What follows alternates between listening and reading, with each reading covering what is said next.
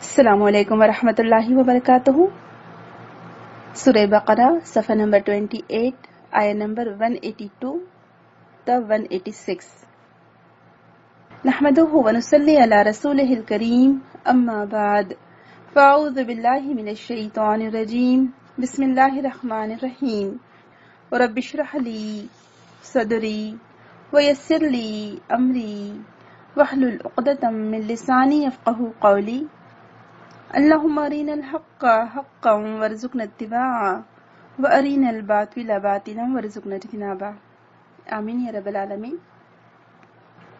ان آیات کی طرف آنے سے پہلے پچھلی آیات میں ہم نے کیا سیکھا، ان آیات سے ہم نے کیا سیکھا اور ان آیات میں ہمارے لیے کیا عملی پہلو ہیں اور کن باتوں کی طرف ہمیں توجہ دینے کی ضرورت ہے، اس کو ہم تھوڑا سا دیکھ لیتے ہیں۔ جیسے کہ ہم نے وصیت کے بارے میں پڑھا تھا، 3 مین پوائنٹ تھے لاسٹ ٹائم پچھلی آیات میں۔ قصاص کے بارے میں تھا، وصیت کے بارے میں تھا، اور سب سے پہلے آیت بر بتائی گئی تھی جو کہ نیکی والی آیت، جس کو ہم نے ڈسکس کیا تھا۔ تو اب اس میں قصاص کے بارے میں تو ہم سب جانتے ہیں کہ قصاص کیا ہے۔ وصیت کی جو بات آتی ہے کہ وصیت کسے کہتے ہیں، کیونکہ اس کے بارے میں کنفیوژن نہ ہو، جیسے میں نے آپ کو کل بھی بتایا تھا کہ وصیت تاکیدی حکم کو کہتے ہیں اور یہ زندگی میں کی جائے گی، یعنی وصیت زندگی میں کی جاتی ہے جب انسان زندہ ہوتا ہے، اور وارثوں کے حق میں نہیں کر سکتا وصیت، یہ بات خاص طور سے آپ نوٹ کریں۔ اور وصیت کے جو معنی ہوتے ہیں، تاکیدی حکم ایک معنی یہ ہوتے ہیں وصیت کے، تو وصیت حکم نصیحت، اوصا کے معنی ہوتے ہیں حکم دینا، اور وصا کے معنی ہوتے ہیں نصیحت کرنا۔ تواسا کہتے ہیں ایک دوسرے کو تاکید کرنا، جیسے آپ نے دیکھا ہوگا نا، ہم پڑھتے رہتے ہیں تواصوا بالحق و تواصوا بالصبر۔ اب یہاں پر ہم دیکھتے ہیں کہ جو ہم نے کل یہاں وصیت کے بارے میں پڑھا تھا، تو وہ وصیت کون سی ہوگی اور کب کی جائے گی۔ تو پہلی بات تو وہ وصیت زندگی میں ہوگی، اور جب انسان مالدار ہوگا تب کی جائے گی، اور اگر وہ مالدار نہیں بھی ہے تو دوسری باتوں کی وہ وصیت کر سکتا ہے۔ وصیت میں زیادتی نہیں ہونی چاہیے۔ جو ذوی الارحام، جو ایسے رشتہ دار جن کا حق اللہ تعالیٰ نے وراثت میں نہیں رکھا ہے، یعنی جو بہت قریبی رشتہ دار نہیں، بہت دور کے رشتہ دار ہیں، لیکن وہ ذوی الارحام میں سے ہے، تو ان کے لیے وصیت کی جا سکتی ہے، ٹھیک ہے۔ اور یہ کب کی جائے گی؟ زندگی میں کی جائے گی۔ اور اس کے معنی آپ لوگ، کیونکہ یہ بات یا یہ لفظ قرآن میں بارہا آئے گا، جب ہم سورہ نساء، ہو سکتا ہے اللہ تعالیٰ ہمیں توفیق دے کہ ہم سورہ نساء تک بھی پہنچ جائیں، تو اس میں بھی آپ پڑھیں گے وصیت کی بار بار بات آئی ہے۔ تو وصیت کے جو معنی ہوتے ہیں، یہ اوصا کے معنی ہوتے ہیں کہ کسی سے کسی بات کا عہد لینا، حکم اور وصیت کرنا، اور جب اس کی نسبت اللہ تعالیٰ کی طرف ہو تو اس سے مراد ہوگی، اس کا معنی ہوگا تاکیدی حکم، ٹھیک ہے۔ تو اوصا جب اس کی نسبت اللہ کی طرف ہو تو اس سے مراد تاکیدی حکم ہے، اور ویسے مطلب کسی کو حکم دینا یا نصیحت کرنا یا وصیت کرنا، یہ معنی آئیں گے اس میں۔ حکم دینے کے معنی بھی آتے ہیں، اور ایک اور جو معنی آتے ہیں، جیسے قرآن میں یہ لفظ کئی جگہ آیا ہے اور ملتے جلتے معنوں میں آیا ہے، جیسے یوصیکم اللہ فی اولادکم، یا پھر وصا کا لفظ آیا ہے۔ تو بہرحال وصا یا وصیت یا اوصا یا یوصیکم، اس کے معنی ہوتے ہیں نصیحت کرنا، حکم دینا، اور جب اس کی نسبت اللہ کی طرف ہو تو اس کے معنی ہوں گے تاکید کرنا یا حکم کرنا۔ یہ سب معنوں میں یہ لفظ آیا ہے۔ تو جب ہم قرآن میں پڑھتے ہیں کہ اللہ تعالیٰ تم کو حکم دیتا ہے، یا وہ تمہیں وصیت کرتا ہے، یا تمہیں وصیت کرنے کا حکم دیتا ہے، تو اس کا مطلب ہے کہ ہم کو وہ کام کرنا لازمی ہے، ضروری ہے۔ تو ابھی جیسے کہ ہم نے پڑھا تھا کہ وصیت صرف 1/3 کی جا سکتی ہے، پوری جائیداد کی وصیت آپ اپنی زندگی میں نہیں کر سکتے۔ آپ اگر دنیا میں کرتے ہوں گے تو کر سکتے، لیکن گناہ گار ہوں گے، ٹھیک ہے۔ تو پوری جائیداد کی وصیت نہیں کی جا سکتی، صرف 1/3 کی جا سکتی ہے۔ ہاں، اپنی زندگی میں آپ کسی کو ہبہ یا تحفہ دے سکتے ہیں، لیکن وصیت نہیں کر سکتے کہ میرے مرنے کے بعد میری فلاں فلاں جائیداد فلاں فلاں کو دے دینا، یعنی پوری کی پوری جائیداد، ایسا نہیں کر سکتے آپ، یہ گناہ کا کام ہوگا۔ تو اگر کوئی وصیت کرنے والا گناہ والی وصیت کر جائے تو اس کو، اس کی اصلاح کے لیے اس کو دنیا میں ہی، اس کی زندگی میں ہی اس کو نصیحت کرنا ضروری ہے کہ وہ اپنی وصیت سے باز آ جائے، اور ایسی وصیت پر عمل نہیں کیا جائے گا جو گناہ پر مبنی ہو۔ اسی بنا پر جو آگے کی آیتیں آ رہی ہیں پھر وہ اسی پر ڈیپینڈ ہیں، یعنی پیچھے کی آیتوں کے کنٹینیویشن میں آپ اس کو دیکھتے ہوئے چلیے گا۔ تو پہلے لکھ لیجیے آپ 3 پوائنٹ کہ ان آیت پر ہم عمل کیسے کریں گے، یہ عمل کیسے کیا جا سکتا ہے۔ کہ آپ ایک ٹیبل بنائیں اور اس میں لکھیں اپنے صدقات کے بارے میں کہ آپ نے ابھی تک ایسی کون کون سی پسندیدہ چیزیں ہیں جو اللہ تعالیٰ کی راہ میں دی ہیں، یعنی اس مال کی محبت کے باوجود آپ نے اس کو اللہ تعالیٰ کی راہ میں خرچ کیا ہے، یا آپ کے پاس ابھی ایسی کون سی چیزیں ہیں جو آپ کو بہت پسند ہیں، جو آپ کو بہت محبوب ہیں، تو کیا پھر آپ اسے اللہ کی راہ میں دینا چاہتے ہیں، یہ دینے کی خواہش رکھتے ہیں؟ تو یہ بات آپ کو لکھنا ہے، اور یہ کس لیے لکھنا ہے؟ اپنی خود کی نصیحت اور یاد دہانی کے لیے لکھنا ہے۔ تو جتنی بھی چیزیں ہیں اس کی لسٹ بنائیے اور اس میں سے اس کو الگ سے پوائنٹ آؤٹ کریے جو پسندیدہ ہیں، اور پھر اس کے بارے میں سوچیں کہ کیا آپ اللہ تعالیٰ کی راہ میں دینا چاہتے ہیں، نہیں دینا چاہتے۔ پہلا پوائنٹ تو یہ ہے۔ دوسرا پوائنٹ یہ ہے کہ نماز کی طرف ہم لپک کر جائیں، نماز کے انتظار میں ہم رہیں، کیونکہ نماز ایکچولی ہمیں ہر برائی سے بچاتی ہے۔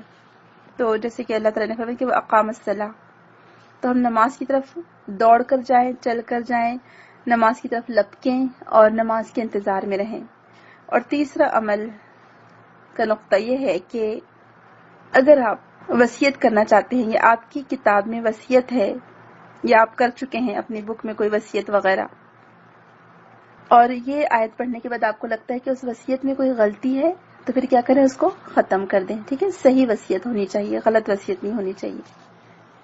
اور قابل توجہ جو پوائنٹ ہے کہ کچھ اعمال ایسے ہم جمع کر کے رکھیں جو ہمارے دل کے اعمال ہوں، یعنی دل میں اللہ تعالیٰ کی محبت ہو اور اس کی کیفیت ہم محسوس کریں، اور ہم جانیں کہ کچھ ایسے اعمال ہمارے ہیں، ایسے عمل ہم کریں جس کی کیفیت کو، جس کی خوشی کو، جس کے سرور کو ہم اپنے دل میں محسوس کر سکیں، کہ اللہ تعالیٰ کی راہ میں جو بھی ہم کام کریں گے اس کا جو لطف ہے وہ اپنے دل میں ہم محسوس کر سکیں۔ ایسے کوئی نہ کوئی عمل ضرور ہونا چاہیے، کیونکہ کچھ ظاہری عمل ہوتے ہیں اور کچھ کیا ہوتے ہیں؟ اندر کے عمل ہوتے ہیں جو دل کی خوشی کے ساتھ کیے جاتے ہیں۔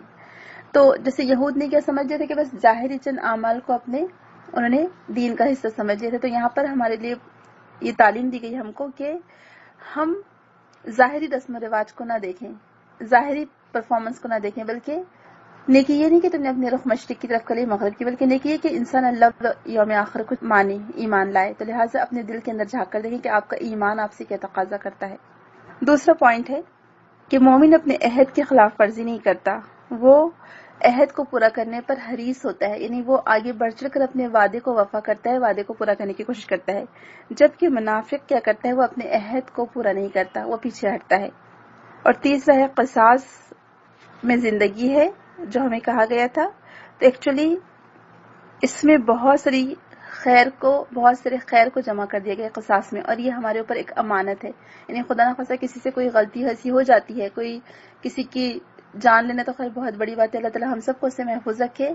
ایون اگر کوئی کسی کو تکلیف دے دیتا ہے، کسی کو دھکا دے دیتا ہے، کسی کو زخم لگ جاتا ہے، تو پھر اس کا بھی بدلہ ہے، یعنی یہ امانت ہے ہمارے اوپر کہ اگر جیسے مثال کے طور پر کسی کی گاڑی کو آپ نے مار دیا، خدا نہ خواستہ ایکسیڈنٹ ہو گیا، تو آپ وہاں سے گاڑی لے کر گزر نہیں سکتے کہ وہاں سے غائب ہو جائیں، رفو چکر ہو جائیں، بلکہ وہیں کھڑے رہ کے اس گاڑی کے مالک کا انتظار کرنا ہوگا، اور پھر اس کو بتانا ہوگا کہ ہماری گاڑی سے آپ کی گاڑی کو ٹکر لگی ہے، آپ کا اتنا نقصان ہوا ہے، لیجیے یہ نقصان آپ پورا کر لیجیے۔ یہ ایکچولی قصاص کیا ہے؟ امانت ہے ایک طرح سے ہمارے اوپر۔ تو امید ہے یہ باتیں سمجھ میں آ گئی ہوگی، اور اللہ تعالیٰ ہمیں توفیق دے کہ ہم ان آیات پر عمل کر سکیں۔ اب آئیے آج کی آیت کی طرف، آیت نمبر 182۔ اعوذ باللہ من الشیطان الرجیم۔ فمن خاف من موص جنفا او اثما فاصلح بینہم فلا اثم علیہ ان اللہ غفور رحیم۔ فمن تو جس نے خوف رکھا اس نے، من موسن وصیت کرنے والے سے، جنفن جانبداری، او یا اثمن حق تلفی کا، فاصلح تو اس نے اصلاح کر دی، بینہم درمیان ان کے، فلا تو نہیں، اثما کوئی گناہ، علیہ اس پر، ان اللہ بے شک اللہ تعالیٰ غفور الرحیم بخشنے والا بار بار رحم فرمانے والا ہے۔ تو بس جو شخص خوف کرے وصیت کرنے والے کی طرف سے حق تلفی ہے گناہ کا، پھر وہ اصلاح کرا دے ان کے درمیان، تو نہیں ہے کوئی گناہ اس پر، بے شک اللہ بہت بخشنے والا اور بڑا رحم کرنے والا ہے۔ جیسے کہ ہم نے اوپر پڑھا تھا کہ جیسے کوئی اگر کسی کی اچھی وصیت ہے اس کو بدل دیتا ہے، اس میں تبدیلی کر دیتا ہے، اس میں رد و بدل کر دیتا ہے، چینجز کر دیتا ہے، تو اس پر گناہ تھا۔ اب یہاں کس کے بارے میں کہا جا رہا ہے کہ کوئی ایک شخص ہے جو کہ وصیت کرنے والے کی غلط وصیت کو صحیح کروا دے، اور اگر کوئی وصیت کرنے والا یہ وصیت کرے کہ اچھا میرے مرنے کے بعد تم نے فلاں رشتہ دار کے یہاں نہ جانا، ہمارے یہاں یوزولی یہ ہوتا ہے کہ خود تو چلے جاتے ہیں دنیا سے اور اپنی اولاد کو وصیت کر جاتے کہ اگر تم نے، زندگی میں بھی یہ کہتے ہیں، بہت سارے لوگوں کو کہتے سنا ہے کہ اگر تم فلاں کے گھر گئے تو تم میرا مرا ہوا منہ دیکھو گے، یعنی اس طرح کی غلط وصیت، اس طرح کی غلط پابندیاں لگاتے ہیں۔ اور پھر بعض والدین اپنی دشمنیاں اپنے بچوں کے آگے بھی لے کر آتے ہیں اور کہتے کہ فلاں فلاں سے ہماری دشمنی تھی، فلاں فلاں سے ہماری بات بنتی، ہم نے ان سے قطع تعلق کیے رکھا زندگی بھر، لہٰذا تم بھی ہمارے مرنے کے بعد ان کے یہاں نہ جانا، قسم دے دیتے ہیں بچوں کو۔ بیچارے بچے وہ بھی گناہ کا شکار، یعنی وہ بھی اس میں انوالو ہو جاتے ہیں۔ تو ایسی غلط اگر کوئی وصیت کر رہا ہے تو جو تھرڈ پرسن وہاں موجود ہے تو وہ کیا کر دے، اصلاح کرا دے، وہ وصیت کرنے والے سے کہے، اس کو نصیحت کرے، اس کو سمجھائے کہ دیکھو بھائی تم گناہ پر وصیت کر رہے ہو، گناہ کی وصیت کر رہے ہو، لہٰذا اس وصیت کو وہ یا تو چینج کرا دے یا بدل دے۔ تو ایکچولی چونکہ اس نے اصلاح کیا ہے، دونوں کے درمیان اس نے صلح کرائی ہے کہ غلط وصیت کرنے کو اس نے چینج کر دیا، صحیح وصیت کرا دی، تو لہٰذا اس کے لیے پھر کیا ہے، اجر ہے۔ اللہ تعالیٰ فرمانا ہے غفور الرحیم ہے اللہ تعالیٰ۔ یہاں جو جنفن کا لفظ آیا ہے طرفداری کے معنی میں آیا ہے، جیم نون فا اس کا روٹ ورڈ ہے، گمراہی سے استقامت کی طرف مائل ہونا، سب سے بے تعلق ہو کر اللہ کی طرف یکسو ہو کر رہنا۔ اور یہاں پر علماء کرام مفسرین اس کے بارے میں لکھتے ہیں کہ جنفہ کے معنی ہوں گے بغیر کسی ارادے کے غلطی سے وصیت میں ظلم کا ارتکاب کرنا، اور اسم سے مراد عمدن ظلم کرنا ہے۔ تو اگر اس نے وصیت کے وقت وصیت کرنے والے کو غلط وصیت کرنے سے نہیں روکا تو اس کے لیے مناسب یہی ہے کہ وہ ان لوگوں کے مابین صلح کروا دے جن کو وصیت کی گئی ہے۔ یعنی اب جیسے کوئی اولاد ہے، اولاد کو والدین نے وصیت کر دی تھی کہ تم فلاں سے نہ ملنا، تم یہ فلاں کا حق مار لینا، تم ایسا کر لینا، تو اب وہ جو ایک اچھا سمجھدار پرسن ہے، کوئی تھرڈ پرسن ہے، وہ آ کر ان کے بچوں سے کہتے کہ نہیں بیٹا یہ غلط بات ہے، تمہارے والدین نے ایسا کہا تھا لیکن اب تم یہ ان کی غلط بات کو نہ مانو ورنہ ان کو بھی اور گناہ ہوگا، تب یہ اصلاح کرا دیتا ہے تو کیا ہے، ایسی وصیت کو بدل دینا، اس پر کوئی گناہ نہیں ہوگا، کیونکہ کیا ہوگا ورنہ لوگ سوچیں گے کہ اچھا ارے بھائی ان کے والدین نے وصیت کی تھی ہم کیوں چینج کرائے، چاہے وہ گناہ پر وصیت کی گئی تو نہیں، ایسا شخص آ کر گناہ کی وصیت کو بدل دیتا ہے، چینج کرتا ہے، تو اس پر گناہ نہیں ہوگا بلکہ اس کو الٹا اجر ملے گا انشاءاللہ، کیوں؟ کیونکہ اس نے اچھا کام کروایا، اچھی بات کی وصیت کی یا اچھی بات کی نصیحت کی، تو اسی لیے اللہ تعالیٰ فرمانے کہ ایسے شخص پر کوئی گناہ نہیں ہوگا، کیونکہ وہ واعظ و نصیحت کر کے، جو مرنے والے نے غلط نصیحت کی تھی، غلط وصیت کی تھی، تو وہ کیا کرے گا، اس کو غلط وصیت کو دور کرنے کی کوشش کرے گا اور آپس میں صلح کروا دے گا، اور یہ بہت بڑی نیکی ہے اور ان پر کوئی گناہ نہیں۔ تو اس شخص کو گناہ ہوتا ہے جو جائز وصیت کو تبدیل کرتا ہے، اور جو ناجائز وصیت کو تبدیل کرتا ہے اس پر کوئی گناہ نہیں ہے، کیونکہ اللہ تعالیٰ فرمائے کہ ان اللہ غفور الرحیم، اللہ تعالیٰ تمام لغزشوں کو معاف کرنے والا ہے اور رحم کرنے والا بھی اپنے بندوں پر بڑا وہ رحیم اور کریم ہے۔ تو بہرحال اس سے یہ بات آپ کی سمجھ میں آ گئی ہوگی کہ کون سی وصیت بدلی جا سکتی ہے اور کون سی وصیت نہیں بدلی جا سکتی، ٹھیک ہے نا؟ اچھی وصیت جو ہے اس کو بدلا نہیں جائے گا، اور گناہوں پر کی گئی وصیت یا غلط کاموں پر کی گئی وصیت یا کسی کا حق مارنے کی وصیت کی ہو یا کسی کے درمیان دشمنی کروانے کی وصیت کی ہو تو ایسی وصیت کو بدل دینا کوئی بڑی بات نہیں ہے، کوئی بری بات نہیں ہے، اس پر کوئی گناہ نہیں ہوگا۔ تو بہرحال یہ وصیت کے تعلق سے تو اس کے بارے میں بہت تاکید آئی ہے، اور جیسے کہ ہم سب جانتے ہیں کہ وصیت کے معنی ہے تاکیدی حکم، جب اس کا خاص طور سے اللہ تعالیٰ کی طرف سے اس کی بات آئے تو لہٰذا تاکید کر کے حکم کرنا۔ اب اس کے آگے جو آیت شروع ہو رہی ہیں وہ رمضان کے تعلق سے آیت ہیں، اور ہم الحمدللہ آپ میں سے بہت سارے لوگوں نے رمضان کے تعلق سے درود سنے ہوں گے، اگر آپ لوگ اس پر مبنی لیکچر سن لیں تو بہت ہی اچھا ہوگا۔ 2 لیکچر آپ اگر سن لیں گے جب بھی آپ کو موقع ملے فری ٹائم میں، آپ پر پابندی نہیں کی جا رہی ہے، اسپیشلی رمضان کے تعلق سے ایک لیکچر ہے، اگر آپ چاہیں تو انشاءاللہ ہماری جو انچارجز ہیں الحمدللہ، تو ہماری جو مددگار ہیں اس راستے میں، وہ آپ کو بھجوا دے گی آپ کے گروپ پر رمضان سے ریلیٹڈ جو لیکچر ہے، اور دوسرا دعا سے ریلیٹڈ لیکچر ہے جو ابھی حال ہی میں یوٹیوب پر بھی تھا، تو آپ چاہیں تو اس کو بھی سن سکتے ہیں، تو اس کی لنک دوبارہ آپ کو بھیج دی جائے گی۔ تو بہتر ہے کہ وہ ایک اسپیشل ٹاپک پر آپ لوگ جب سن لیں گے تو آپ کے سامنے بہت ساری باتیں واضح ہو جائیں گی۔ یہاں ہم مختصراً لیں گے رمضان کے تعلق سے، تو دیکھیے آیت نمبر 183، یا ایہا الذین آمنوا کتب علیکم الصیام کما کتب علی الذین من قبلکم لعلکم تتقون۔ یا ایہا الذین آمنوا، اے لوگو جو ایمان لائے ہو، کتبہ فرض کیا گیا، لکھ دیا گیا، علیکم تم پر، الصیام روزہ رکھنا، کما جیسے کہ کتبہ فرض کیا گیا، علی الذین اوپر ان کے جو من قبلکم تم سے پہلے تھے، लअल्लकुम ताकि तुम तत्तकून, तुम तकवा इख्तियार करो, तुम बच जाओ। ठीक है, इस तरह मानी वाला तर्जुमा देख लेते हैं। ऐ लोगों जो ईमान लाए हो, लिख दिया गया है तुम पर रोजे रखना जिस तरह लिखा गया था उन लोगों पर जो तुमसे पहले थे, शायद कि तुम मुत्तकी बन जाओ, या शायद कि तुम तकवा की रविश अख्तियार करो। अब यहाँ पर रमजान की बात है, रमजान के ताल्लुक से बात आ रही है। अस्सियाम, सौम, रोजे रखना है। और वैसे इसके जो मानी बताए जाते हैं सियाम के या रोजे के, तो ढाल को भी कहते हैं। और जो रमदान का लफ्ज है रमदा, जो हम देखेंगे कि अरब लोग उस जमाने में रमदा या ये लफ्ज इस्तेमाल करते थे अपने घोड़ों को भूखा प्यासा रखकर। उसके लिए वो लोग अपने घोड़ों को, जो सवारी के घोड़े होते थे, उनको सख्त चिलचिलाती हुई धूप में बांध देते थे और उनको 2-2, 3-3 दिन भूखा रखते थे।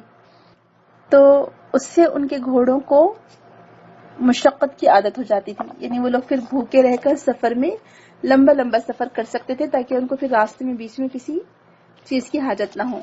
तो वही लफ्ज अल्लाह ताला ने यहाँ पर इस्तेमाल किया। और अभी जो ये आयत है इसमें तो अल्लाह ताला फरमा रहे, रमजान की आयत हम आगे पढ़ेंगे, यहाँ पर अल्लाह ताला फरमा रहे कि तुम पर फर्ज किया गया। कुतिबा का जब मानी आ जाता है मतलब लिख दिया जाना, और इसके मानी होते हैं फर्ज किया जाना, यानी जो चीज लिखी गई।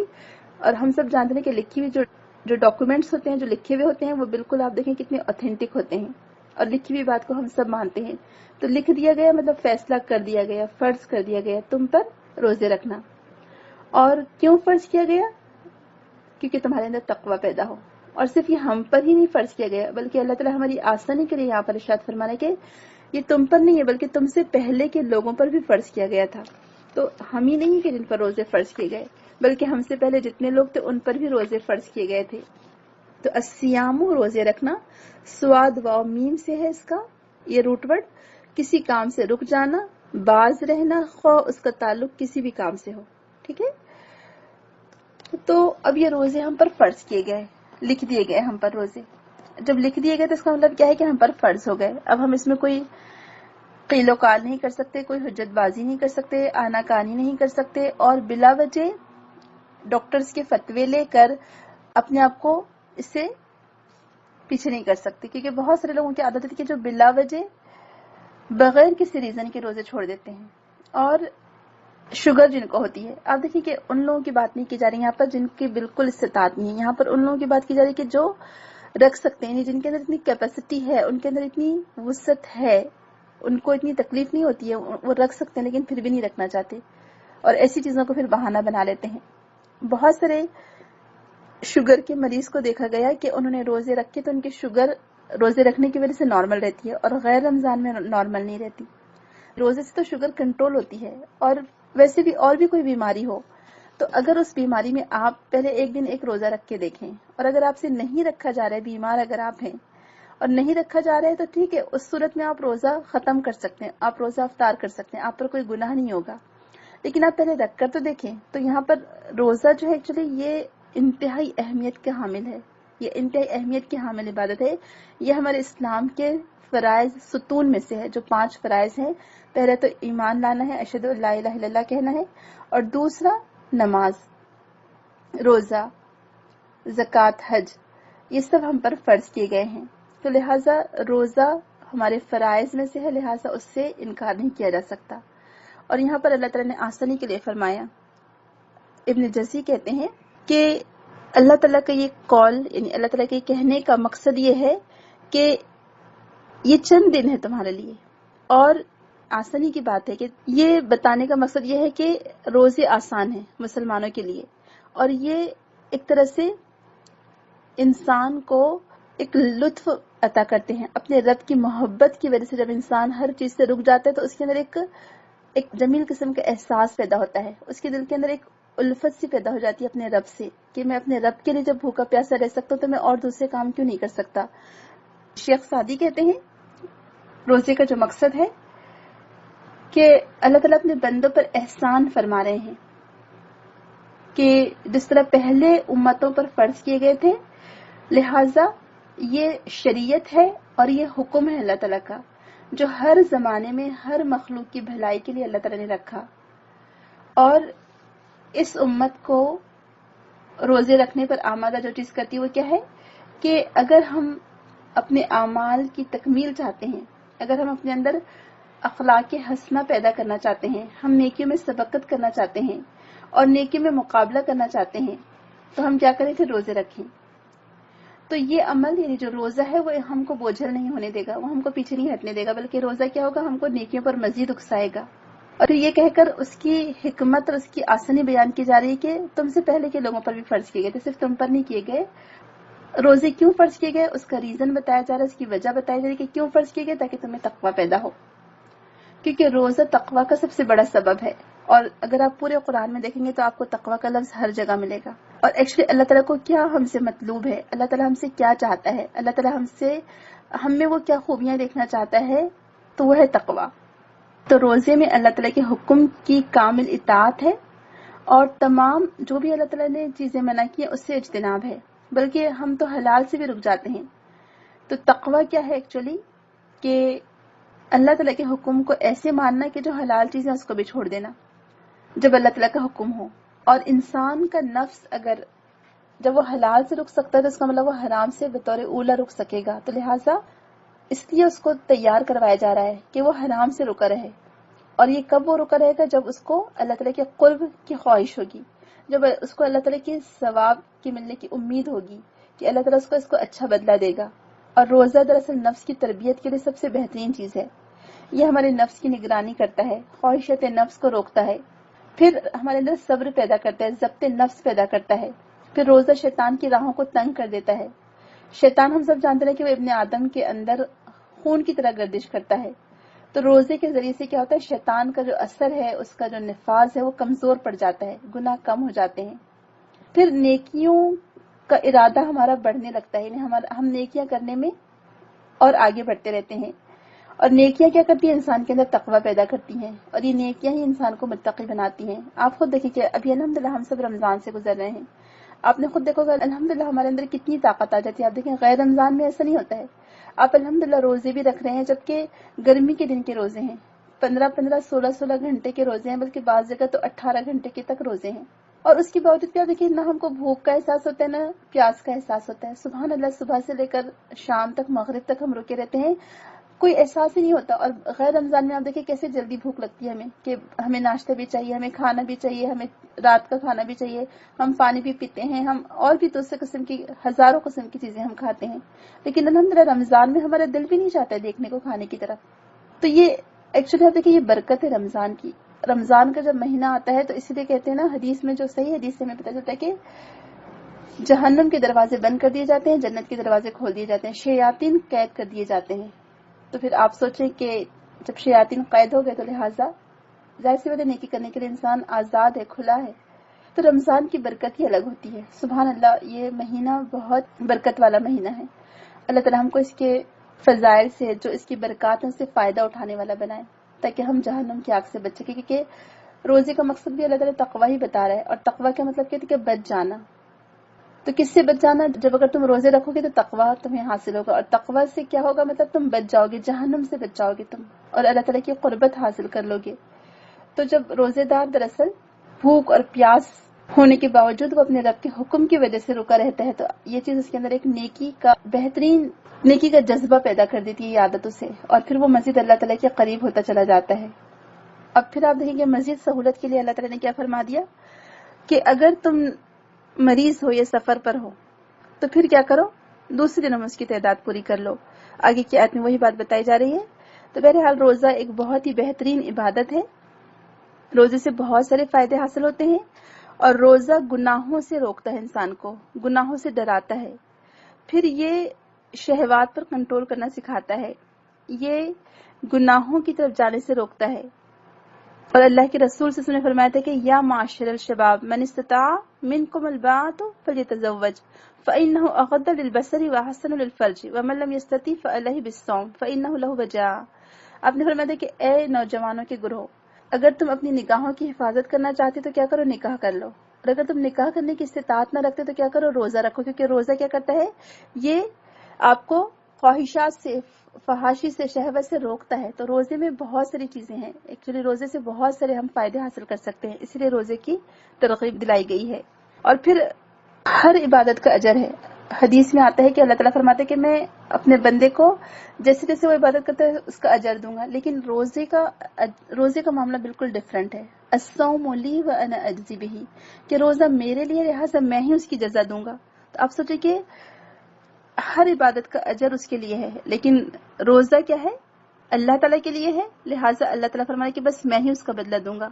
کیوں؟ کیونکہ اللہ تعالیٰ نے جب منع کر دیا تو اس کا بندہ ہر چیز سے رکا رہتا ہے، جو جائز چیزیں اس سے بھی رکا رہتا ہے. سبحان اللہ، آپ دیکھیں کہ کتنا بڑا اس کا اجر ہے. اور اسی لیے پھر روزے کو بہترین عبادت کہا گیا ہے، اور سب سے بہترین روزہ داؤد علیہ السلام کا کہا جاتا ہے. حدیث سے پتہ چلتا ہے کہ وہ ایک دن روزہ رکھتے تھے اور ایک دن روزہ نہیں رکھتے تھے. سبحان اللہ.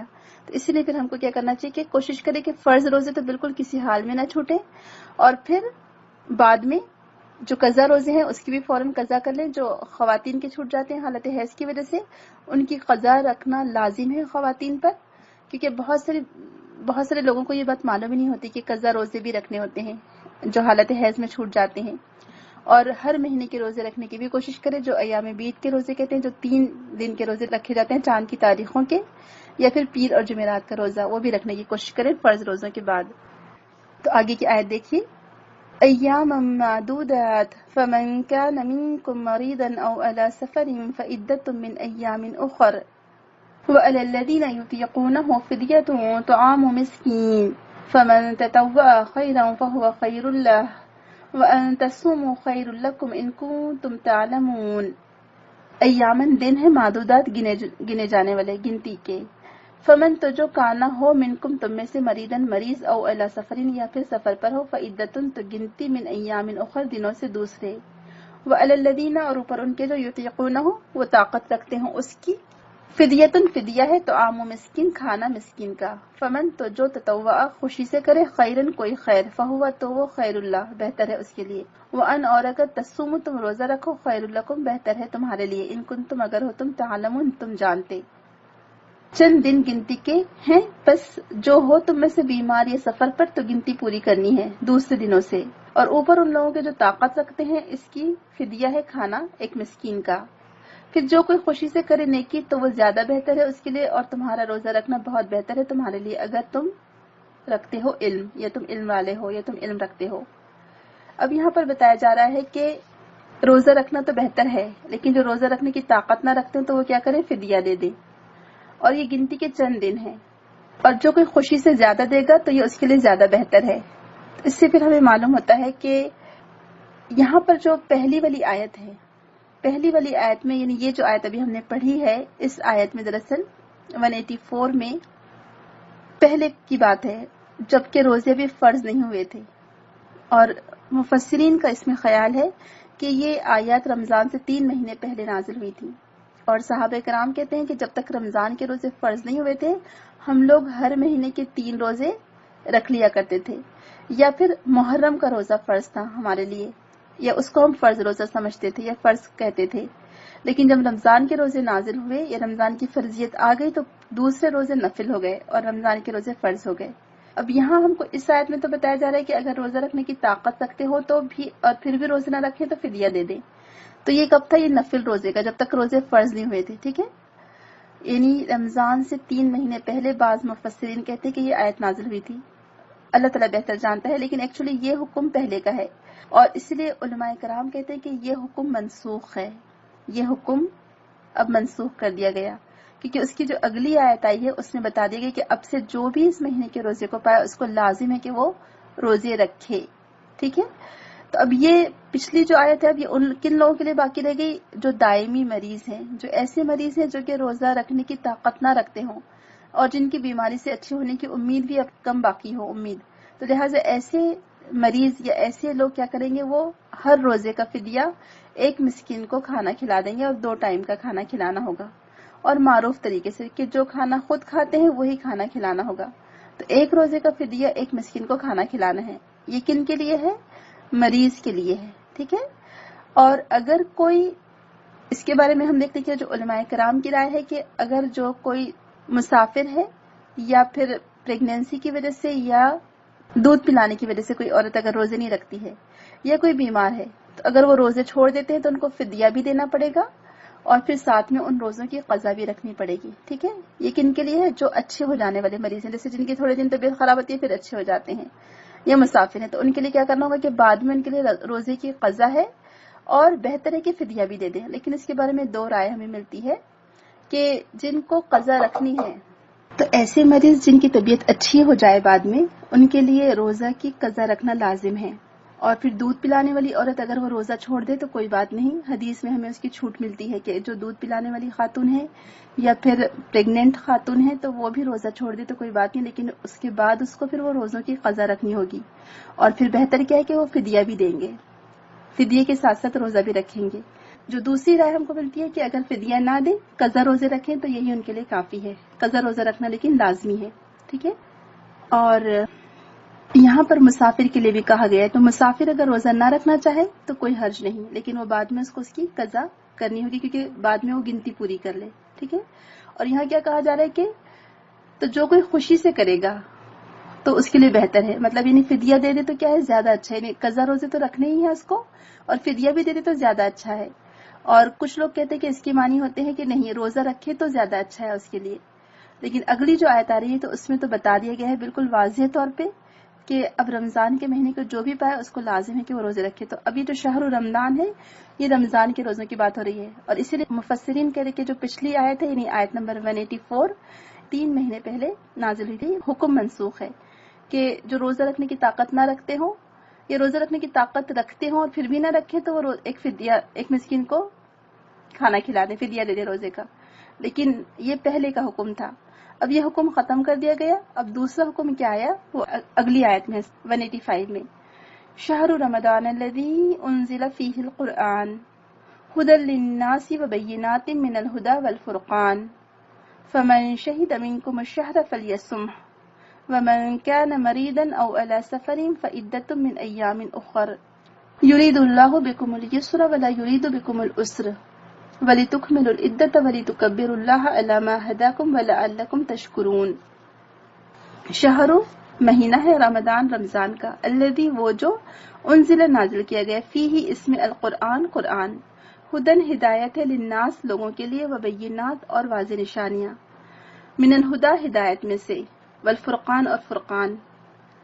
فمن تو جو کوئی شہیدہ وہ پائے، منکم تم میں سے، الشہر مہینہ، فلیصم تو چاہیے کہ وہ روزہ رکھے اس کا.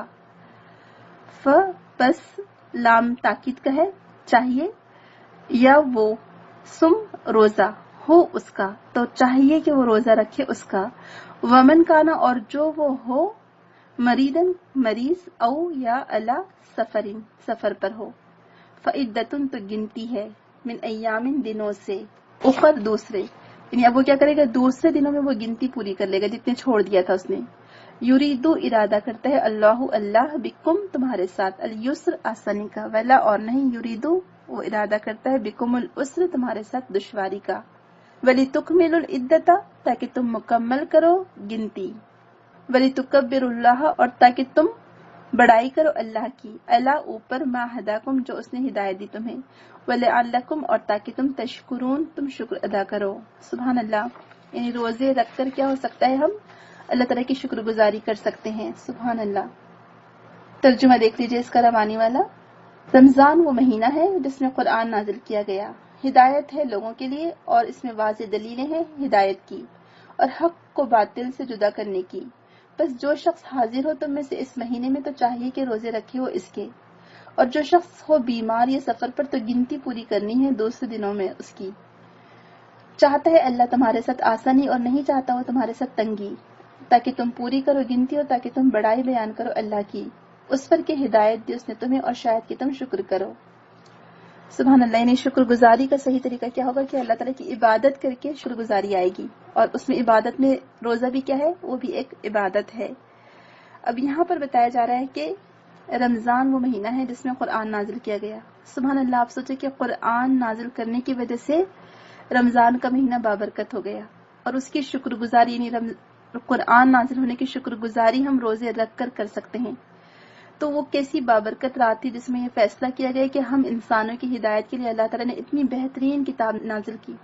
یہ ہم پر اللہ تعالیٰ کا بہت بڑا احسان ہے کہ اس نے قرآن نازل کیا. آپ سوچیں کہ قرآن اگر نہ ہوتا اور قرآن کی روشنی نہ ہوتی، یہ نور نہ ہوتا تو ہم کہاں بھٹک رہے ہوتے، جہالت کے اندھیروں میں، کفر کے اندھیروں میں، عصبیت میں، بد اخلاقی میں، اور پتہ نہیں کیا کیا ہمارا حال ہوتا، کیا کیا ہم کرتے۔ یہ اللہ تعالیٰ کا ہم پر احسان ہے کہ اس نے ہمارے لیے، ہماری ہدایت کے لیے قرآن نازل کیا۔ سبحان اللہ، یہ ہم اس پر جتنا شکر ادا کریں اللہ تعالیٰ کا اتنا کم ہے۔ پھر وہ رمضان کیوں معتبر ہوا؟ قرآن کے نزول کی وجہ سے، اور وہ قرآن کیسا ہے؟ وہ ہدایت ہے لوگوں کے لیے، وہ رہنمائی کرتا ہے، وہ سیدھی راہ دکھاتا ہے، وہ صراط مستقیم پر چلاتا ہے، اس میں نشانیاں ہیں، تو آپ تلاش کریں مبینات۔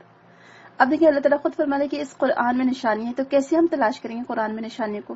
آپ نے کبھی سوچا اتنے سالوں سے ہم قرآن پڑھتے رہے، کبھی ہم نے کوئی نشانیاں دیکھی اس میں کی؟ ہم تو بس کیا کرتے رہے، بس سیدھا پڑھتے رہے، جیسے آنکھیں بند کر کے کوئی رٹا رٹایا سبق پڑھتا ہے۔ ہم کو تو قرآن کو آنکھیں کھول کر دیکھنا ہے، ہمیں غور و فکر کرنا ہے، ہمیں تدبر کرنا ہے، اس میں جو نشانیاں اس کو تلاش کرنا ہے، اس میں جو معجزات ہیں اس کو ڈھونڈنا ہے، دیکھنا ہے کہ یہ قرآن کیسے زندگیوں کو چینج کرتا ہے، یہ قرآن میں کیسے واقعات ہیں، قرآن کیوں انبیاء کا ذکر اتنے کثرت سے کرتا ہے، ان کے اوپر جو مشکلات آئی تھیں ان کا ذکر کیوں کرتا ہے قرآن، پھر اس کی جو آیات ہیں وہ اپنے اندر خود ایک معجزہ ہے، سبحان اللہ۔ تو اس میں واضح نشانیاں ہیں، اس میں ہدایت ہے، یہ کتاب حق اور باطل کا فرق کھول کے رکھنے والی یہ فرقان ہے، یہ قرآن کا دوسرا نام ہے فرقان، کہ یہ کتاب ایسی ہے جو آپ کو ڈسٹنگوش کر دیتی ہے غلط اور صحیح میں، حق اور باطل میں، جو کہ جھوٹ اور سچ میں۔ اگر آپ چاہتے ہو کہ آپ جو کسوٹی جس کو ہم کہتے ہیں کہ جس پر پرکھتے ہیں ہم کسی چیز کو، تو یہ کسوٹی ہے قرآن اصل میں، جو آپ کو بتا دیتی ہے کھول کر، آپ کے سامنے رکھ دیتی ہے کھول کر کہ کیا غلط ہے اور کیا صحیح ہے، آپ کو جج کرنا آ جاتا ہے کہ کیا خیر ہے کیا شر ہے، کس کو آپ اپنائیں کس کو آپ ریجیکٹ کر دیں۔ یہ قرآن آپ کے اندر الحمدللہ وہ ملکہ، وہ سوچ، وہ تدبر، وہ تفکر پیدا کر دیتی ہے کتاب کہ آپ اپنی بھلائی اور برائی کو سوچنے والے بن جاتے ہیں کہ کس میں بھلائی ہے آپ کی اور کس میں برائی ہے، لہٰذا پھر آپ شعور کے ساتھ سوچ سمجھ کر آپ وہ راستہ اپناتے ہیں جس میں آپ کے لیے بھلائی ہے، جو آپ کو آخرت کی کامیابی کی طرف لے جاتا ہے، جو آپ کو اللہ تعالیٰ کی مرضی تک لے جاتا ہے۔ آپ قرآن کی طرف آئیے تو صحیح، آپ دیکھیے یہ کیسے دل کے دریچوں کو کھولتی ہے یہ کتاب، یہ کیسے جب دل پر اثر انداز ہوتی ہے تو انسان کے دل میں وہ نور، وہ روشنی پھیل جاتی ہے، پھر اس روشنی میں، اس نور میں وہ راستہ طے کرتا ہے، پھر اسے کوئی اندھیروں سے ڈر نہیں لگتا، پھر وہ جاہلیت کے اندھیرے چھٹ جاتے ہیں، وہ عصبیت کے اندھیرے چھٹ جاتے ہیں، اس کے اندر اخلاق حسنہ پیدا ہو جاتے ہیں۔ ماشاءاللہ یہ کتاب ایسے دل کے دریچے کو کھولتی ہے، اور یہ کتاب آپ کو حق اور باطل کا فرق کھول کے آپ کے سامنے رکھ دیتی ہے، آپ کو سیدھا راستہ دکھاتی ہے، آپ کو فرق کرنا آ جاتا ہے کہ کیا صحیح ہے کیا غلط ہے، اس سے بڑھ کر اور کیا چاہیے۔ تو یہ بینات ہے، اس میں روشن نشانی ہے، یہ ہدا ہے، ہدایت ہے، یہ فرقان ہے، اس لیے حق اور باطل کا فرق کھول کے رکھنے والی ہے۔ تو اب کیا ہے، چونکہ اللہ تعالیٰ نے قرآن نازل کیا اور اتنی بہترین کتاب نازل کی، تو لہٰذا فمن شہد منکم الشہر فلیصم، اب تم میں سے جو بھی اس مہینے کو پائے اس کو لازم ہے کہ وہ اس مہینے کے روزے رکھے۔ ہاں، جو کوئی مریض ہو یا سفر پر ہو تو وہ دوسرے دنوں میں اس کی تعداد پوری کر لے، ٹھیک ہے۔ اس سے کیا پتہ چل رہا ہے کہ مریض کو بعد میں قضا رکھنی ہوگی، اور حدیث میں 2 لوگ ایکسٹرا ہم کو ملتے ہیں، ایک حاملہ اور ایک دودھ پلانے والی، وہ دونوں بھی چھوڑ سکتی ہے روزے اگر بچے کو دودھ پلا رہی ہیں یا حاملہ ہے، لیکن اگر پریگنینسی میں رکھے جاتے ہوں تو رکھنے بہتر ہے۔ ڈاکٹرز تو آپ کو ہمیشہ منع کریں کہ نہیں یہ روزے نہ رکھو، لیکن الحمدللہ بہت ساری خواتین ہیں جو روزے رکھ لیتی ہیں پریگنینسی میں، اور بچے ماشاءاللہ اچھے صحیح سلامت ہوتے ہیں، صحت مند تندرست ہوتے ہیں، تو بہرحال دیکھ لیں۔ لیکن اگر تکلیف ہے پریگنینسی میں تو کوئی بات نہیں، اللہ تعالیٰ چھوٹ دے رہا ہے، اللہ کے رسول نے بھی چھوٹ دی ہے حاملہ کو، تو لہٰذا ضرور اس سے فائدہ اٹھائیں، نو پرابلم، یہ کوئی تقوی کے خلاف نہیں ہے، لیکن بعد میں پھر اس کی گنتی پوری کرنی پڑے گی، بعد میں وہ قضا روزے مکمل کرنے پڑیں گے۔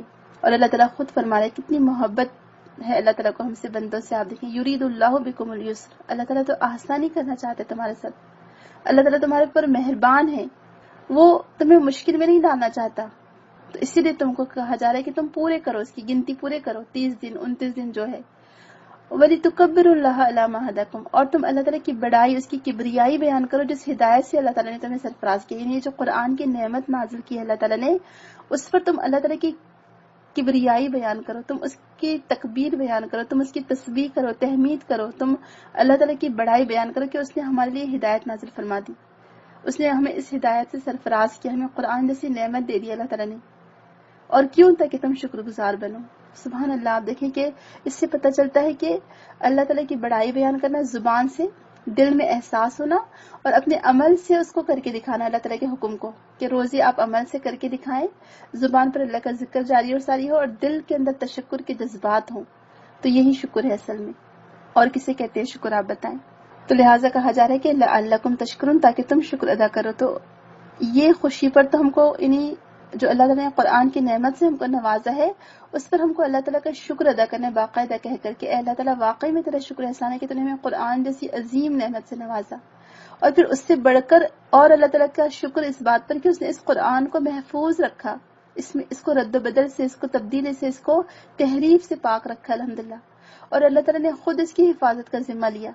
اس سے بڑھ کر ہم پر اللہ تعالیٰ کا احسان اور کیا ہو سکتا ہے آپ بتائیں؟ ورنہ کیا ہو سکتا تھا؟ آپ خود جانتے ہیں اہل کتاب کے بارے میں، یہود و نصارہ نے کیا کیا اپنی کتابوں کے ساتھ، کیسے انہوں نے اپنے ہاتھوں سے تحریف کی.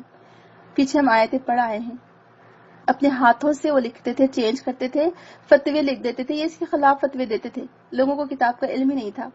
الحمدللہ الحمدللہ اللہ تعالیٰ نے قرآن کی حفاظت کا ذمہ خود لیا ہے، لہٰذا اس میں یہ ہر قسم کی تحریف سے پاک ہے. نہ زیر زبر میں، نہ اس کے اعراب میں کوئی تبدیلی ہوئی، نہ اس کے معنی میں، نہ اس کی تفسیر میں. سبحان اللہ، یہ محفوظ کتاب ہے. اس سے بڑھ کر ہم پر آپ خود بتائیں اللہ تعالیٰ کا احسان کیا ہو سکتا ہے کہ اس نے ہمیں بھٹکنے سے بچا لیا. اگر اللہ نہ کرے اہل کتاب کی طرح ہماری کتاب بھی چینج ہو جاتی تو ہم کہاں بھٹک رہے ہوتے آج؟ آپ خود سوچیں ہمارے لیے رہنمائی کا کون سا راستہ اور ذریعہ ہوتا تھا. تو یہ اللہ تعالیٰ کا شکر ہے کہ اللہ تعالیٰ نے صحابہ کرام کے ذریعے سے اس کو محفوظ کروایا، ایک تو حفظ کے ذریعے سے اور دوسرا کتابت کے ذریعے سے، کہ اس کو حفظ کیا گیا اور پھر دوسرا اس کو لکھا گیا.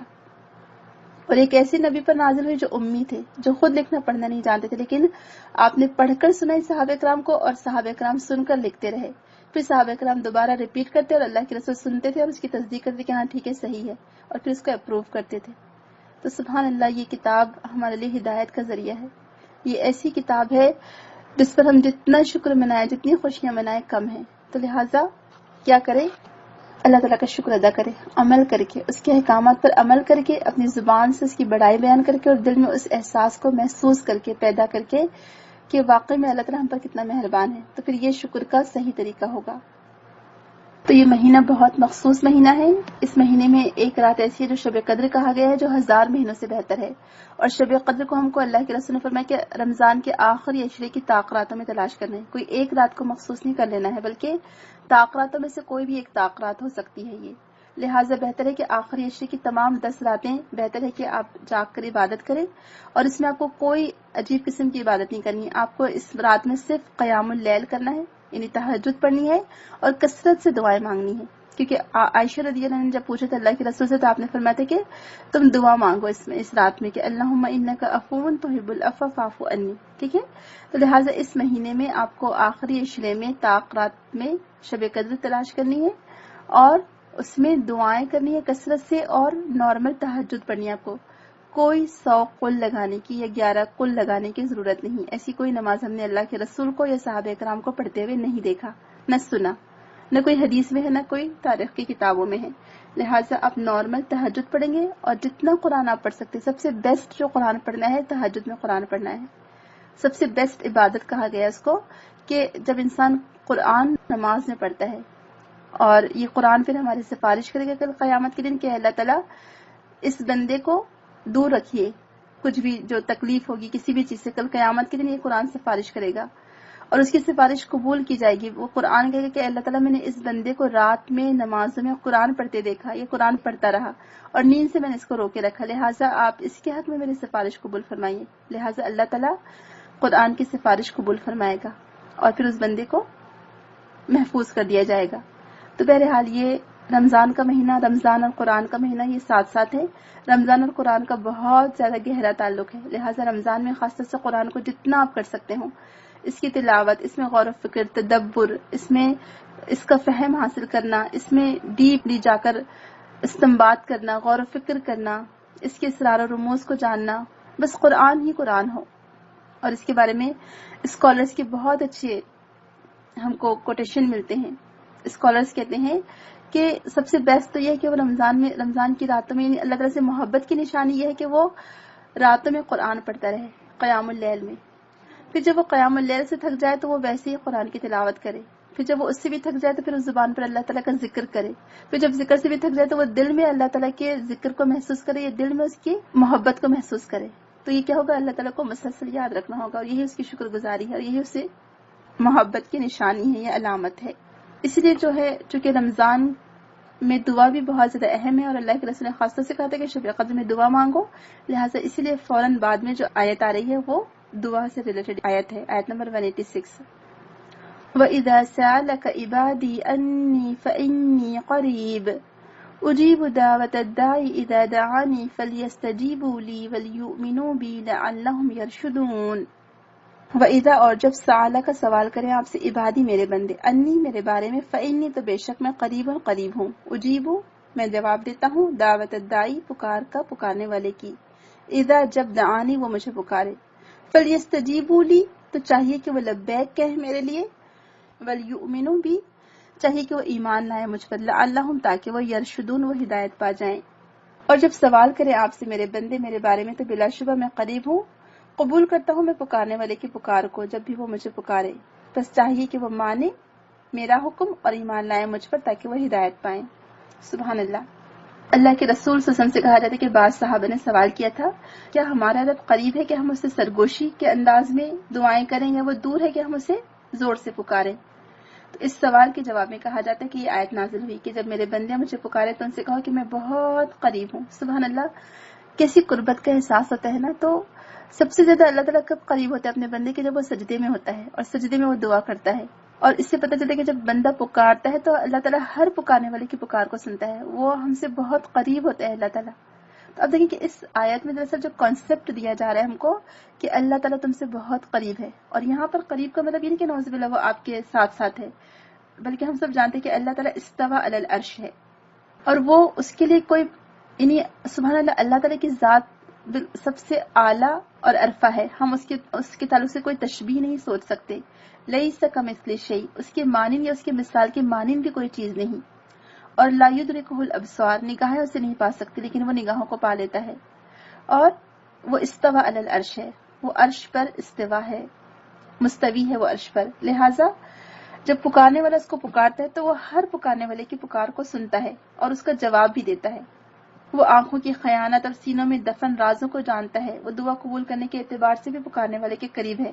اسی لیے اللہ تعالیٰ فرماتے ہیں کہ جب کوئی پکارنے والا مجھے پکارتا ہے، کوئی بھی ایکس وائی زیڈ کوئی بھی پرسن، چاہے وہ کافر ہو، چاہے وہ مومن ہو، وہ مسلم ہو، کوئی بھی ہو، چاہے گناہگار ہو، چاہے نیک ہو، چاہے متقی ہو، چاہے پرہیزگار ہو، جو بھی ہو، اللہ تعالیٰ فرماتے ہیں کہ جو بھی پکارتا ہے، دعوت الداعی اذا دعان کوئی بھی پکارنے والا جب مجھے پکارتا ہے تو میں اس کی دعا قبول کرتا ہوں.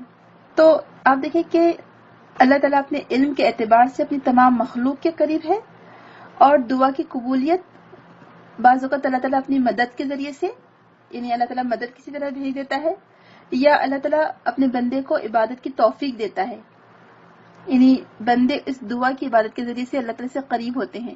تو ایک تو ہوتا ہے سوال کرنا، اور دوسرا ہوتا ہے کہ عبادت کرنا. تو جب یہ جو پکارنا ہے اللہ تعالیٰ کو، یہ جو دعا کرنا ہے، ایکچولی یہ بھی عبادت ہی ہے. اور اس لیے الدعاء مخ العبادہ کہا گیا کہ دعا ہی عبادت ہے، یہ دعا عبادت کا مغز ہے، یہ دعا عبادت کی روح ہے، یہ کہا گیا ہے. تو دعا میں کیا احساس ہوتا ہے بندے کو کہ میں بندہ ہوں اور اللہ تعالیٰ میرا رب ہے، میں محتاج ہوں اور وہ غنی ہے، وہ دینے والا ہے، میں کمزور ہوں، میں مخلوق ہوں اور وہ خالق ہے، وہ دینے والا ہے. سبحان اللہ. وہ بے نیاز ہے. اللہ سبحانہ تعالیٰ وہ الوہاب ہے، وہ دینے والا ہے، وہ عطا کرنے والا ہے، وہ معبود حقیقی ہے اور میں بندہ ہوں اس کا. لہٰذا اللہ تعالیٰ سے مانگنا یہ بھی ایک عبادت ہے. تو ایک تو عبادت ہوئی دعا، اور دوسرا کیا ہوا؟ سوال کرنا، کہ کوئی اپنی حاجت کو اللہ تعالیٰ کے سامنے پیش کرنا، کوئی اپنی ضرورت کو اللہ تعالیٰ کے سامنے پیش کرنا، کوئی اپنے سوال کو اللہ تعالیٰ کے سامنے لانا. تو یہ بھی ایکچولی دیکھا جائے تو بندہ اپنی کیا اظہار کرے؟ اپنی عاجزی کا اظہار کرے کہ اللہ تعالیٰ میرے بس میں نہیں ہے، میرے اختیار میں نہیں ہے، میں کچھ نہیں کر سکتا جب تک تو مجھے عطا نہ کرنا چاہے. تو لہٰذا ایک طرح سے یہ بھی کیا ہے کہ وہ بھی اللہ تعالیٰ کی عبادت ہی کر رہا ہے. تو سبحان اللہ. دعا کو اسی لیے عبادت کی روح کہا گیا ہے. اور یہاں پر جو کانسیپٹ دیا جا رہا ہے کہ کیا اللہ سبحانہ تعالیٰ تک پہنچنے کے لیے ہمیں کسی سہارے کی ضرورت ہے یا بغیر سہارے کے ہم پہنچ سکتے ہیں؟ جیسے کہ لوگ کہتے ہیں کہ نہیں، ڈائریکٹ آپ اللہ تعالیٰ تک نہیں پہنچ سکتے. جیسے کہ آپ اوپر کی منزل پر جانا چاہتے ہیں تو آپ کو سیڑھیوں سے چڑھ کر جانا پڑے گا. آپ کو سیڑھیوں کی مدد کی سہارے کی ضرورت ہے، تب آپ اوپر پہنچ سکتے ہیں. تو اللہ تعالیٰ بھی آسمان پر ہے، لہٰذا آپ کو اللہ تعالیٰ تک پہنچنے کے لیے کچھ نہ کچھ شریکوں کی نعوذ باللہ کچھ اس کے سفارشیوں کی ضرورت پڑے گی. تو نہیں، اللہ تعالیٰ نے یہاں پر وہ کانسیپٹ ہی بالکل ختم کر دیا. یہاں پر اس عقیدے کو بالکل، یعنی جو عقیدے کی اصلاح کر دی گئی یہاں پر کہ اللہ تعالیٰ کو تم پکارو، اللہ تعالیٰ تم سے قریب ہے. تمہیں کسی سہارے کو لے کر جانے کی ضرورت نہیں ہے، کوئی واسطہ نہیں چاہیے بیچ میں، کوئی وسیلہ نہیں چاہیے بیچ میں، کوئی سٹیپس، کوئی سیڑھیاں نہیں چاہیے بیچ میں، بلکہ تم پکارو، وہ قریب ہے. سبحان اللہ. پھر اللہ تعالیٰ یہ نہیں فرما رہے کہ وہ قریب ہے، بلکہ کیا کرے کہ میں ہر پکارنے والے کی پکار سنتا بھی اور جواب بھی دیتا ہوں. سبحان اللہ. آپ دیکھیں کہ آپ اللہ تعالیٰ کی کبریائی کو محسوس کریں، اس کی عظمت کو محسوس کریں، وہ ہمارا رب کیسا ہے. سبحان اللہ. کہ ہزاروں نہیں، کروڑوں نہیں، کتنی کون کون سی مخلوق ہے ہم نہیں جانتے زمین اور آسمان کے درمیان، اور ساری کی ساری مخلوق اللہ تعالیٰ کو پکارتی ہے. ساری کی ساری مخلوق اگر اللہ تعالیٰ سے، اللہ تعالیٰ فرماتے کہ میرے بندے اگر مجھے ایک ہی وقت میں سب مل کر ساری چیزیں مانگے تو میں سب کو عطا کر سکتا ہوں، اور میرے خزانے اللہ تعالیٰ کی قدرت کے خزانوں میں کوئی کمی نہیں ہوگی. سبحان اللہ. سبحان اللہ. آپ دیکھیں کیسا ہے وہ ہمارا رب. ہم تو 10 لوگوں کی بات، اگر 10 لوگ ایک ساتھ بات کر رہے ہو یا ایک ساتھ سوال کرے تو ہم سن نہیں سکتے. انسان کیسا عاجز اور کمزور ہے نا، اور پھر وہ تکبر کرتا ہے، پھر وہ اللہ تعالیٰ کی عبادت کے لیے اس کے آگے جھکتا نہیں ہے، ناشکری کرتا ہے، تکبر کرتا ہے، غرور میں مبتلا ہوتا ہے. کیسے انسان کو زیب دے سکتا ہے بلا غرور؟ اور یہ دعا کرنا دراصل بندہ ہونے کی علامت ہے، عاجزی کی علامت ہے. تو آپ اللہ تعالیٰ کے پاس پہنچنے کے لیے کوئی سہاروں کی ضرورت نہ لیں. اگر کوئی آپ کو کہتا ہے کہ آؤ ہمارے ذریعے تم اللہ تعالیٰ تک پہنچو، ہم تمہیں پہنچا دیں گے، یہ تمہاری مراد، تمہاری سفارشیں ہم اللہ تعالیٰ تک کر دیں گے، ہمارے پاس آؤ، تو آپ کو کسی کے پاس جانے کی ضرورت نہیں ہے، بلکہ آپ اسٹریٹ سیدھا اللہ تعالیٰ سے مانگیں. اللہ تعالیٰ آپ کی پکار سنتا بھی ہے، اللہ تعالیٰ آپ کی پکار کا جواب بھی دیتا ہے. سبحان اللہ. اور دعا دراصل 3 درجات ہوتے ہیں دعا کے، یا تو قبول کر لی جاتی ہے جو دعا مانگی جا رہی ہے، یا پھر وہ کوئی اسی کے برابر کی، اس دعا کے برابر کی کوئی مصیبت آنے والی ہوتی ہے تو وہ ٹال دی جاتی ہے، یا پھر اس دعا کو ذخیرہ کر لیا جاتا ہے آخرت کے لیے، اور پھر آخرت میں اس دعا کے بدلے اجر دیا جائے گا. سبحان اللہ. آپ دیکھیں کہ دعا کرنا فائدہ ہی ہے، انسان کا فائدہ ہی حاصل ہوگا انسان کو جب وہ دعا کرتا ہے، تو کسی بھی حال میں نقصان نہیں ہے اس کا، انسان کا. تو اللہ تعالیٰ ہم سے کیا تقاضا کرے کہ ٹھیک ہے میں تمہاری پکار کو سنتا ہوں، تمہاری جواب بھی دیتا ہوں تمہارے لیے، لیکن تمہاری بھی کیا ذمہ داری ہے، تو بس تم کو چاہیے کہ تم بھی میری بات سنو، میری پکار پر لبیک کہو. اللہ تعالیٰ ہمیں کس لیے پکارتا ہے، کیا تقاضا ہے اللہ تعالیٰ کا. وہ کیا کہتا ہے کہ میرے ساتھ کسی کو شریک نہ کرو. پھر اللہ تعالیٰ کہتے ہیں کہ مجھ پر ایمان لاؤ، ایک اللہ پر ایمان، لعلہم یرشدون. تو اس سے پتہ چلتا ہے کہ دعا سے انسان کو رشد، ہدایت اور فلاح نصیب ہوتی ہے. اب دیکھیں کہ روزے سے تقوی حاصل ہوتا ہے نا، اور پھر قرآن سے اور روزے سے دونوں سے شکر گزاری پیدا ہوتی ہے، اور پھر دعا سے رشد ہمیں ملتا ہے. رشد کہتے ہیں کسی چیز کی خیر تک پہنچ جانا، کسی چیز کی بھلائی تک پہنچ جانا، اور یہ ہر ایک کو نہیں ملتا ہے رشد. یہ تو خاص انبیاء کرام کی خوبیاں تھیں اور نیک لوگوں کی خوبیاں ہوتی ہیں، رشد و ہدایت تک پہنچنا. تو اگر ہم چاہتے کہ ہمیں وہ رشد ملے، ہمیں وہ سمجھداری ملے، ہمارے اندر وہ خیر خواہی آ جائے، ہم کو وہ ہدایت ملے، تو پھر ہمیں کیا کرنا ہوگا؟ اللہ تعالیٰ سے مانگنا ہوگا، گڑ گڑانا ہوگا. اور سب سے بہترین وقت اللہ تعالیٰ سے مانگنے کا کون سا ہے؟ فجر سے پہلے کا ہے. مستغفرین بالاسحار، کہ وہ آخری گھڑیوں میں، رات کی آخری گھڑیوں میں اپنے رب سے بخشش طلب کرتے ہیں، معافی طلب کرتے ہیں، استغفار کرتے ہیں. تو وہ وقت سب سے بیسٹ ہے اللہ تعالیٰ سے مانگنے کا. تو ہم مانگے ضرور. اللہ تعالیٰ الوہاب ہے، اللہ تعالیٰ دینے والا ہے، اس کے خزانوں میں کوئی کمی نہیں. انسانوں سے تو آپ اگر ایک بار کوئی چیز مانگتے ہیں، اچھا آپ کی ذرا کینچی دے دیجیے، آپ کی ذرا چھری دے دیجیے، آپ کے گھر کی فلاں چیز دے دیجیے. ایک بار مانگیں گے آپ، 2 بار دی جائے گی، 3 بار دی جائے گی، 4تھی بار سامنے والا آپ سے انکار کر دے گا کہ نہیں بھائی اب نہیں دیتے، ہم کو ضرورت ہے. تو بندے تو بہت تھوڑے دلے ہیں، بندوں سے مانگنے کی ضرورت ہی نہیں ہے، کیونکہ بندے دے ہی نہیں سکتے. بندے سب کے سب محتاج ہیں. صرف اور صرف دینے والا کون ہے؟ اللہ سبحانہ تعالیٰ. اسی سے مانگے، اسی کے آگے ہاتھ پھیلائے، اسی کے آگے گڑ گڑائے، اور وہ عطا کرنے والا ہے، وہ الوہاب ہے. تو لہٰذا آج کی جو آیات تھی اس سے کیا سیکھنے کو ملا اور عمل ہم کیسے کر سکتے ہیں؟ کہ پہلی بات تو یہ کہ جو اگر کوئی ایسے 2 لوگ ہوں جھگڑا کرنے والے فریق، تو ان کے درمیان صلح کرا دیں. یا جو 2 لوگ ہوں عداوت رکھنے والے ہوں، یا جو 2 لوگ ہوں جن کے درمیان کچھ نہ کچھ پرابلمس ہے، تو ان کے درمیان صلح کرا دیں. جو مقروض بعض اوقات ہوتے ہیں تو کسی وجہ سے آپس میں تعلقات کی خرابی ہو جاتی تو ان کے درمیان صلح کرا دیں. تو صلح کی ہم کو اہمیت پتہ چلتا ہے، اصلاح کرنے کی اہمیت پتہ چلتی ہے. تو اصلاح کرنے کا کام ہم کریں پریکٹیکلی. پھر دوسرا پوائنٹ ہم کو ملتا ہے کہ اپنے نفس کو یہ عادت ڈالیں، اپنے نفس کے لیے لازم کر لیں کہ ہر مہینے کے 3 روزے ضرور رکھیں گے. کیوں؟ کیونکہ یہ قلب کی اصلاح کے لیے ضروری ہے اور اسی سے تقوی پیدا ہوتا ہے. تقوی کے نمو کے لیے ضروری ہے کہ تقوی آپ کے اندر اگر پیدا ہو تو اس کے لیے پھر روزے رکھنا ضروری ہے. اور تیسرا ہمارا آج کا پوائنٹ ہے کہ انسان کو چاہیے کہ وہ اللہ تعالیٰ سے دعا کرے، الہ و زاری کے ساتھ اللہ تعالیٰ سے دعا کرے اور اللہ تعالیٰ کے ساتھ حسن ظن رکھے کہ اگر خدا نہ ہو دعا نہیں بھی قبول ہوتی تو کیا ہوگا، اس کا بدلہ کہیں نہ کہیں کسی نہ کسی صورت میں مل جائے گا. تو دعا کرنا اپنا شعار بنا لے، اللہ تعالیٰ سے مدد طلب کرتا رہے، اللہ تعالیٰ کی تکبیر بیان کرے اور اس کی طرف رجوع کرے، روزے رکھے اور اپنی زندگی کو اللہ تعالیٰ کے لیے، اس کے دین کے کام کے لیے خالص کر لے اور اللہ تعالیٰ سے مدد طلب کرتا رہے. قابل توجہ جو پوائنٹ ہے کہ اس میں روزوں کا حکم ہے، لہٰذا تقوی کے حصول کے لیے ضروری ہے کہ روزوں سے مدد لی جائے.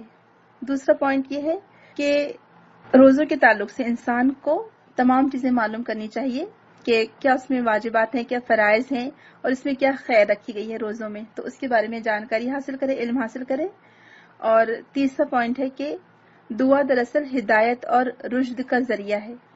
یعنی اگر آپ دعا کرتے ہیں تو اس سے آپ کو ہدایت حاصل ہوگی، آپ کو رشد ملے گا. لہٰذا دعا کرنا کبھی نہ چھوڑے اور کبھی نہ بھولے اور دعا کے ذریعے سے وہ رشد اور وہ ہدایت حاصل کرنے کی کوشش کریں. اللہ تعالیٰ ہمیں توفیق دے اور ہمیں اللہ تعالیٰ ہمیشہ اپنا بندہ بنائے رکھے اور ہمیں ہمیشہ اللہ تعالیٰ سے مانگتے رہیں اور اللہ تعالیٰ ہی سے مدد طلب کریں. آمین. سبحانک اللہم و بحمدک، نشہد ان لا الہ الا انت، نستغفرک و نتوب الیک. السلام علیکم و رحمۃ اللہ وبرکاتہ.